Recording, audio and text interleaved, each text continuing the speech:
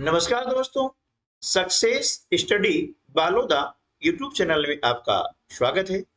नेस यानी राष्ट्रीय उपलब्धि सर्वे की तैयारी हेतु 19वें सप्ताह के इस वीडियो में आपका स्वागत है। आइए शुरू करते हैं हम आज का वीडियो। माउंट एवरेस्ट पर चढ़ाई। सावधानी से शरीर को संभालते हुए तेंजिंग और हिलेरी दोनों एवरेस्ट की चोटी पर चढ़ाई कर रहे थे। उनका शरीर थककर चूर हो रहा था, लेकिन उनके हौसले में कमी नहीं थी। वे आगे बढ़ते जा रहे थे। तेंजिंग ने पांव रखने और हाथ गड़ाने के लिए बर्फ में गड्ढे बनाए। चलते चलते सामने लगभग 12 मीटर ऊंची एक बर्फ से ढकी चट्टान दिखी। वह एकदम सीधी थी। बड़ी कठिनाई और सावधानी से एक एक पांव गड्ढों में रखते हुए वे ऊपर चढ़े। आखिर चट्टान की चढ़ाई का अंत आ ही गया। चट्टान की चोटी दिखाई पड़ने लगी। अब क्या था? वे दोनों एवरेस्ट पर्वत के शिखर पर थे। एवरेस्ट दुनिया की सबसे ऊंची पर्वत चोटी है। तेंजिंग और हिलेरी ने एक दूसरे को उत्साह से देखा। उनका मन आनंद से भर गया था। देखिए, एक कहानी है जो कि गद्यांश रूप में आपको दी गई है। आप इसको पढ़ने के बाद में जो प्रश्न है उनके हमें उत्तर देने हैं। तो पहला प्रश्न है, तेंजिंग और हिलेरी एवरेस्ट पर चढ़ सके क्योंकि? यहाँ पर 4 विकल्प दिए हैं। क, वे बहुत आनंद थे। ख, वे बहुत हिम्मत वाले थे। ग, वे बहुत परेशान थे। वे बहुत थके हुए थे। तो देखिए, तेंजिंग और हिलेरी जो है चढ़ सके क्यों? कि बहुत हिम्मत वाले थे। प्रश्न क्रमांक 2,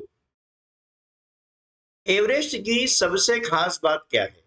क, यह एक खतरनाक पहाड़ है। ख, यह दुनिया की सबसे ऊंची चोटी है। ग, इसकी चट्टानें सीधी है। घ, इस पर हमेशा बर्फ जमी रहती है। तो देखिए, इसका उत्तर हम जो है देखते हैं कि यहां पर हम देख रहे हैं कि यह दुनिया की सबसे ऊंची पर्वत चोटी है। ठीक है ना? ये इसकी क्या है? खास बात है ना? दुनिया की सबसे ऊंची चोटी है। तीसरा प्रश्न है, तेंजिंग और हिलेरी को चट्टान पर चढ़ने में कठिनाई क्यों हो रही थी? क, चट्टान बिल्कुल सीधी थी। ख, चट्टान की बर्फ पिघल रही थी। ग, चट्टान पर बहुत गड्ढे थे। घ, चट्टान पर जंगली जानवर थे। तो देखिए, उनको चट्टान पर चढ़ने में कठिनाई क्यों हो रही थी?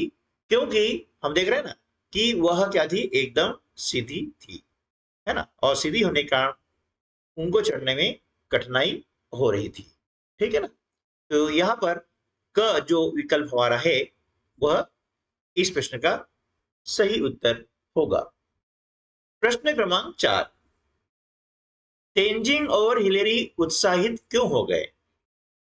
क, उन्होंने सीधी चट्टान देखी। ख, दोनों ने बर्फ में गड्ढे कर लिए थे। ग, वो आसानी से बर्फ में चल सके थे। घ, दोनों ने पर्वत पर चढ़ाई कर ली थी। तो दोनों ने पर्वत पर चढ़ाई कर ली थी, इस कारण से वे उत्साहित हो गए थे। पांचवा प्रश्न है, कहानी के अनुसार खालिस्तान भरिए। अभी हमने जो कहानी पढ़ी है उसमें ये वाक्य आया हुआ है ना? तो उसके अनुसार क्या करना है? यहाँ पर खालिस्तान की पूर्ति करनी है। विकल्प नीचे दिए गए हैं। तेंजिंग और हिलेरी का मन खालिस्तान, है ना, भर गया था। किससे? क, थकान से। ख, दर्द से। ग, आनंद से। ग, दुख से।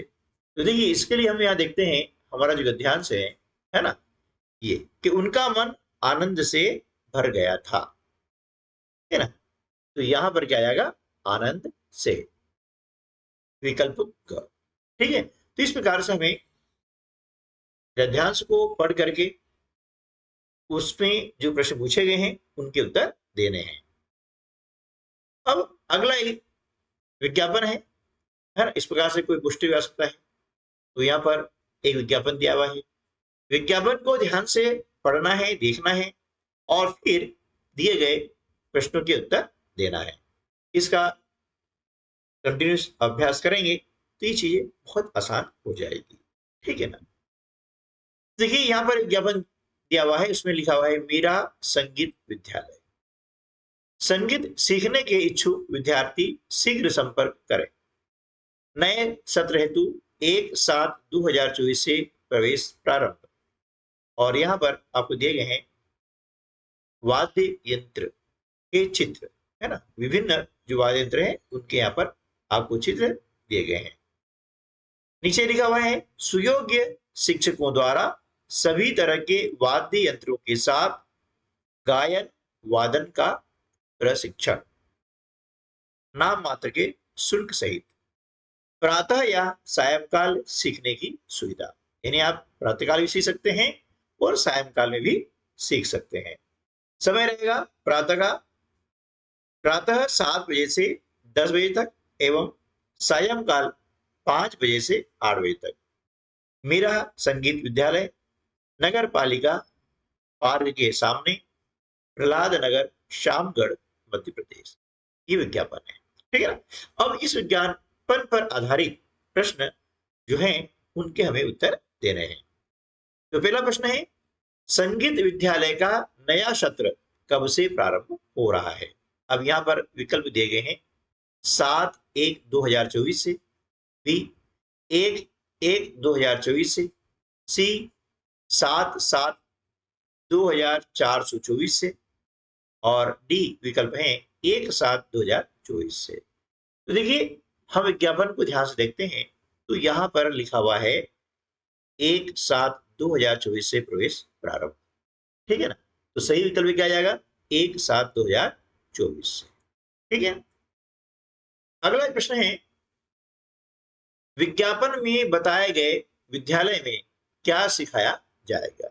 ए नृत्य, बी संगीत, सी योग, डी चित्रकला। तो हम देख रहे हैं कि जो विज्ञापन दिया गया है उसमें क्या सिखाने कहा गया है कि वहां पर आपको संगीत सिखाया जाएगा। तो शुरू लिखा हुआ है संगीत सीखने के इच्छुक विद्यार्थी संपर्क करें, यानी वहां पर संगीत सिखाया जाएगा। अगला प्रश्न है विद्यालय दिन में कितनी बार संचालित होगा। ए 3 बार, बी 4 बार, सी 2 बार, डी 1 बार। तो हम देख रहे हैं विज्ञापन में समय आपको दिया गया है कि प्रातः 7 बजे से 10 बजे तक और सायंकाल 5 बजे से 8 बजे तक, यानी 2 बार जो है, कितनी बार 2 बार, है ना। आपको क्या कहा गया कि 2 बार जो है विद्यालय दिन में संचालित होगा, ठीक है। विकल्प सी इसका सही उत्तर हो जाएगा। प्रश्न क्रमांक 9 है मेरा संगीत विद्यालय कहाँ स्थित है। ए होटल के सामने, बी पार्क के सामने, सी विद्यालय के सामने, डी अस्पताल के सामने। तो विज्ञापन को ध्यान से देखेंगे तो लिखा हुआ है मेरा संगीत विद्यालय, इसे पता है नगर पालिका पार्क के सामने। अब यहाँ पर लिखा हुआ है पार्क, तो हम भी यहाँ पर देख लेते हैं कि पार्क के सामने यह संगीत विद्यालय स्थित है। अगला प्रश्न है विज्ञापन में प्रदर्शित वाद्य यंत्रों में जोड़ी वाले वाद्य यंत्र का नाम क्या है। ए ढोलक, बी मृदंग, सी तबला, डी ढपली। देखिए जोड़ी वाले यंत्र का मतलब क्या है कि 2 यंत्र एक साथ में बजाए जाते हैं। अब उसको देखेंगे यहाँ पर कि देखिए यहाँ पर आप देख रहे हैं तबला जो है ये, है ना, ये जोड़ी वाले यंत्र यानी 2 तबले यहाँ पर दिए गए हैं। और आपने देखे होंगे कि कहीं पर भी जब तबला वादन होता है तो 2 तबले एक साथ बजाए जाते हैं, एक थोड़ा बड़ा होता है, एक थोड़ा छोटा होता है, ठीक है ना, यानी इनके आकार में अंतर जरूर रहता है। तो इस प्रकार देख रहे हैं कि यहाँ पर जो तबला है वह जोड़ी वाद्य यंत्र के रूप में स्थित है। तो ठीक है, विकल्प सी जो है इस प्रश्न का सही उत्तर हो जाएगा। ठीक है दोस्तों, तो आज के वीडियो में बस इतना ही। मिलते हैं अगले वीडियो में, तब तक के लिए नमस्कार, जय हिंद।